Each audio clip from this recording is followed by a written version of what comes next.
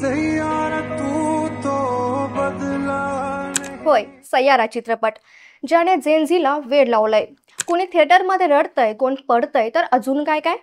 पण या सगळ्यात मोठा प्रश्न असा की सैयारा चित्रपटातील तो व्हायरल आजार नेमका काय, तुम्हाला आम्हाला होऊ शकतो का? डॉक्टर सांगतात की अल्झायमर आजाराचं वास्तव ऐकून हैदराच बसेल. अल्झायमर हा एक मेंदूशी निगडीत आजार जो आपल्या स्मरणशक्ती आणि विचारशक्तीला गिळून टाकतो. बरं, हा आजार कुणाला होऊ शकतो?